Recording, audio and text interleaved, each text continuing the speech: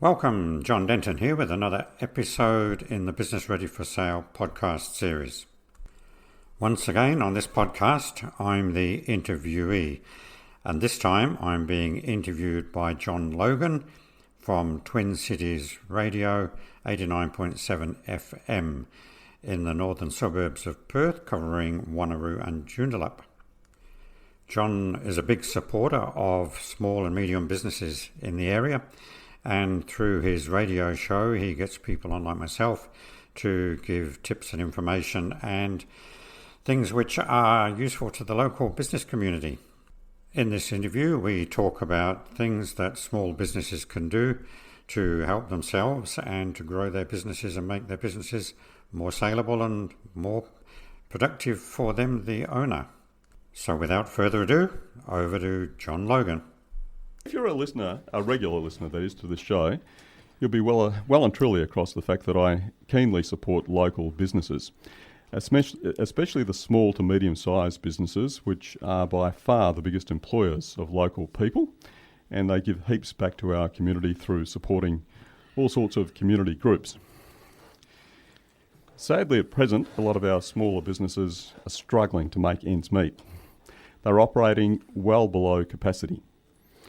If you own one of these businesses or you work for one of them, you may be interested in listening to what my next guest has to say. He's going to share some of his wisdom with me and with you. Business mentor and business broker John Denton, thanks for joining us on 89.7. Thank you, my pleasure. Thank you for having me here. John, why did you get into the field of work that you got into just recently, and how did you get into it? Yes, it's interesting. I had a training business for several years and decided took on a business partner, and the idea was to build the business up and sell it. So exit with equity in 3 years. And it was part of a franchise. At the end of the 3 years when we decided to sell it, we tried to sell it on our own. We were good salespeople. We thought we knew we could sell anything. And after 5 months of trying to sell it, it got a bit desperate. A friend referred us to a broker, in his opinion the best broker in town. And we went through the broker, and the first thing he did was put the price up by 20%.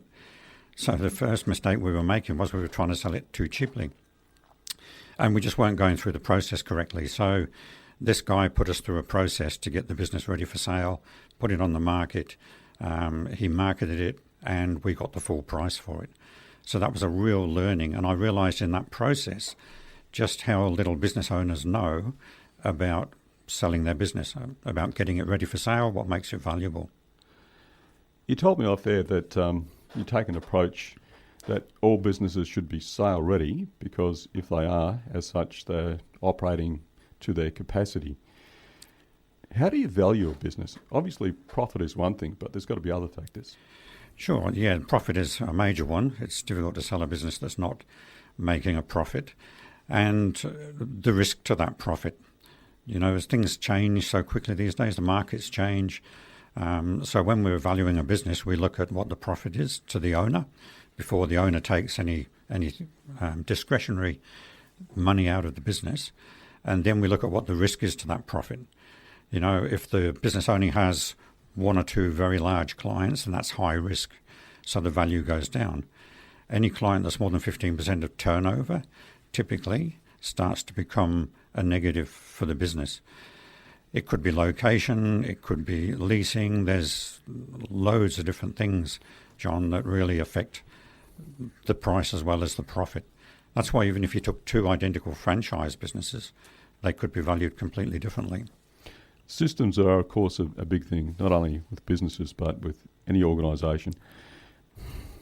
Do you come across a number of smaller to medium-sized businesses who haven't put in place the right sorts of systems, and do you try to encourage them to put in systems that work better for them?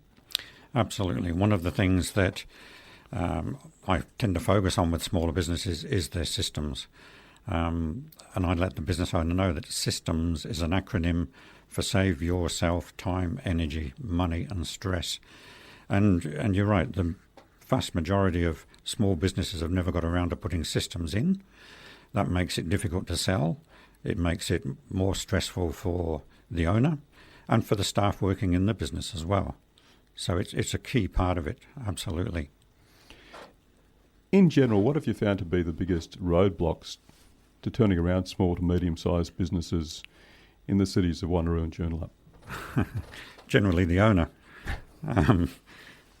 Because quite often the owner doesn't necessarily see themselves as being a business owner or a leader.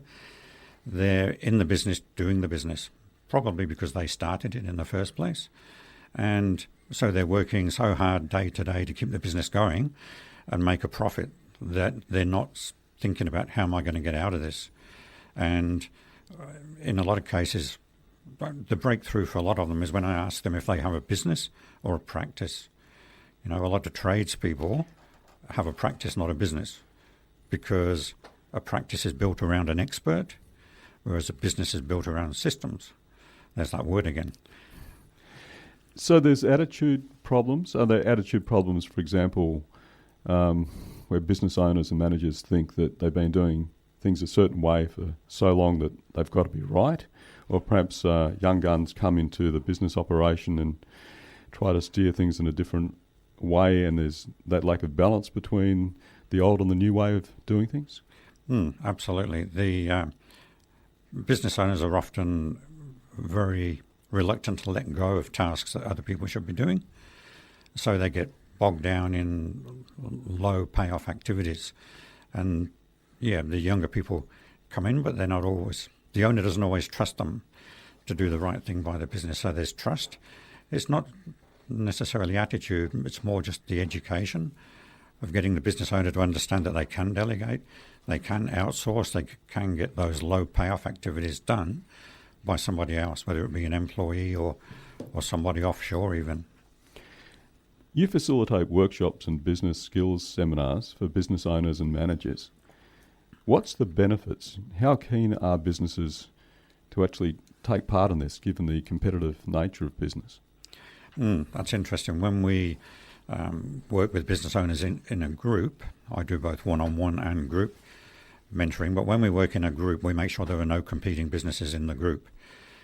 And that is absolutely critical because we want the business owners to be totally honest. By putting them in a group together, they help each other, and they know that nobody in the group is trying to sell them anything or get referrals from them or anything like that. They're there purely to help each other, and there's no competition. So they can be totally open and honest. John, there's a lot of businesses for sale at the moment. I need not tell you that. You know it better than me. What do you say to a business owner who says to you, I can't afford your service? I can't afford to. I can't afford your service. I can't afford to hire you to come in and put in place systems. I'll just let my own work practices continue on their way. What do you say to someone like that? It's getting them to realise what the consequences of that will be. You know, there's going to come a time when they're going to have to get out, or they want to retire, or it could be ill health. There's all sorts of reasons why people exit the business. And I try to open their eyes to the fact that if they don't invest the money now, then they're not going to be able to get the sale later on. And again, if there's things that need fixing up in the business and they don't fix them up, they're just not going to get the value for it if they do sell it. So it just makes sense to invest the money now to get a bigger payoff at the end. It takes time to turn around a business, doesn't it? We're looking at maybe 3 years, 4 years, 5 years. It can do. We need at least 3 years of good, clean financials. And that's the other impediment to selling a business. If the financials aren't absolutely crystal clean these days and up to date, then it makes it very difficult to sell. And sometimes there are things in the financials that it can take 2 or 3 years to work them out, if you know what I mean. So if you enter a business and that business is clearly in strife, what's your first step? Do you look at the short term and then you look at the medium term and longer term down the track? Yeah, the first thing is to stop the bleeding. You know, look at what's causing the biggest problem for the business. Is it bleeding money? And then fix that up. So it's got to be the highest return for shortest, time to get the business turned around. John Denton is my guest. He's a mentor of businesses. He's got some experience in preparing businesses for sale. As you know, John, a number of our businesses in the cities of Joondalup and Wanneroo are operating well below capacity. Do you see boosting visitor numbers and tourism as the future to get this economy back on shape? Oh, I think this state's got fantastic opportunities in tourism. I just don't think in the past there's been enough focus on it. And yeah, I mean, that can employ a lot of people. I think we really need to have a good hard look at our customer service. And this is true of any business, not just tourism. But having been on holiday in Europe recently, the thing that stood out for me was their fantastic customer service and how they treat people as individuals. Here, we don't seem to have that same attitude. Where does that start? Why is that a problem? Why is it a problem? Well, people won't come if they don't get good service. No, but it starts at the top. The problem starts at the top. It starts at the top. Let me rephrase that question, John. Why are we in such a state that our customer service is below par when it comes to a number of the other Western countries? Is it our attitude? Is it that we don't have enough training? What is it? It's all of those things. We've got an attitude. I think in this country we don't see ourselves as being in service. It's almost like we want it, but somebody else should be doing it. Training is a big one. A lot of business owners don't train their staff in customer service, even from just answering the phone. And that first point of contact that someone has with your business, sets that first impression. So it's training, very much an attitude. And I think as well we put up with poor service. The other thing is that people don't complain. They just walk away. We hear a lot about red tape, bureaucracy gone mad. Is that crippling small to medium-sized businesses?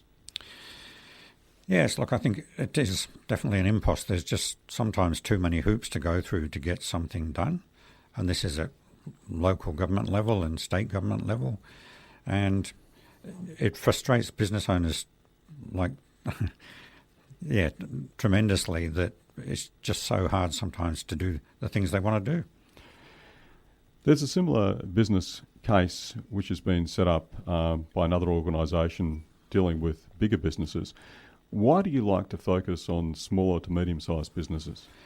Well, I guess because I've come from that background, and it's mums and dads, it's people I can relate to, and it's people who find it more difficult because they haven't got the money and the resources that the bigger companies have to do things. And you're a local person, of course, aren't you? That's right. So having been in small business and sold a business, and I've been president of 2 business associations, and so I guess I just spend a lot of time with small business. Are you surprised that more businesses aren't members of business associations? I am. It's obviously, having been president of 2 of them, then I'm a big fan, and I see a lot of people get a lot of benefit from them. It comes down to a time thing. It's the business owner. Again, if the business owner can't leave the business, then that's a problem.